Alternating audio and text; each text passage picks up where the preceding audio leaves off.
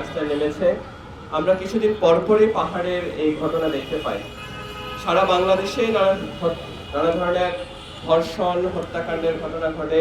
গণধর্ষণ, শিশু ধর্ষণ, বৃদ্ধ ধর্ষণ থেকে শুরু করে প্রতি মুহূর্তে অনেক ঘটনা আমরা দেখতে পাই। কিন্তু আমরা যদি পার্টিকুলারলি একটা অঞ্চলকে একটা ফ্রেমিং এর মধ্যে নিয়ে আসতে চাই, সেখানে আমরা দেখব যে পাহাড় একটা নিয়মিত বিরতিতেই এই পাহাড়ে এই ঘটনাগুলো ঘটে চলেছে।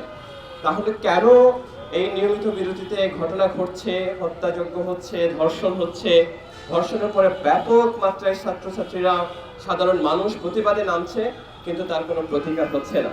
আমরা এই জায়গাটায় স্পষ্ট করে বলতে চাই, পূর্ববর্তী বক্তাও বলে গেছেন, এখানে যে রাষ্ট্রের মধ্যে যে বিচারহীনতার যে সংস্কৃতিটা তৈরি হয়েছে, আমরা দেখেছি অতীতে যারা রাষ্ট্র ক্ষমতায় ছিল, আজকেও যারা রাষ্ট্র ক্ষমতায় আছে, তাদের এই জায়গাটায় একই ধারাবাহিকতা রক্ষা করে চলেছেন।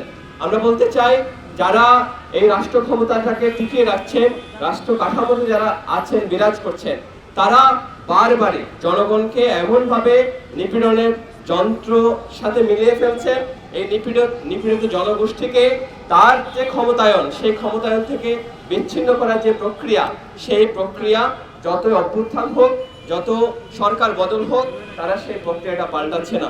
আমাদের কথা ছিল অভ্যুত্থানের সময়, অভ্যুত্থান পরবর্তী সময়ে আমরা পাহাড় সমতল সমস্ত জায়গায় রাষ্ট্র পরিবর্তনের যে কথা, রাষ্ট্র পরিবর্তনের যে রূপরেখা, সেখানকার মানুষ, জনপদ রাস্তায় তুলে এনেছে, আমাদের দেয়ালে দেয়ালে সেগুলো জায়গা করে নিয়েছে।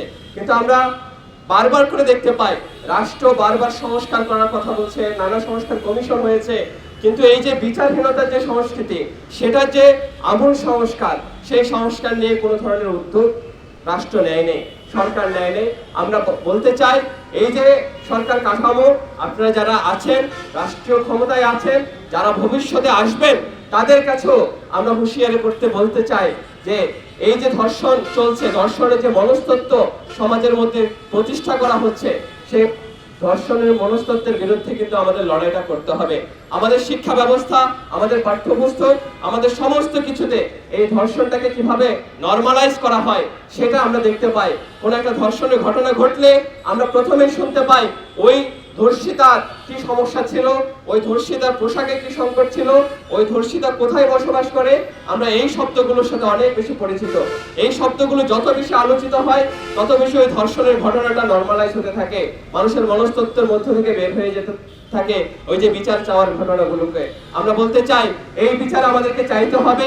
এই বিচারের আমাদেরকে বিচার পাওয়ার জন্য ঐক্যবদ্ধভাবে লড়াইটা করতে হবে। সে কি পাহাড়, সমতল, সমস্ত জায়গায় এই যে বিচারহীনতার সংস্কৃতি রাষ্ট্র প্রতিষ্ঠা করতে যাচ্ছে এবং প্রতিষ্ঠা করে চলেছে, এর বিরুদ্ধে আমাদের ঐক্যবদ্ধ লড়াই করতে হবে। সেই লড়াইয়ে আমরা সবাই ঐক্যবদ্ধভাবে আগামী দিনে লড়বো, সে আশাবাদ ব্যক্ত করে আজকের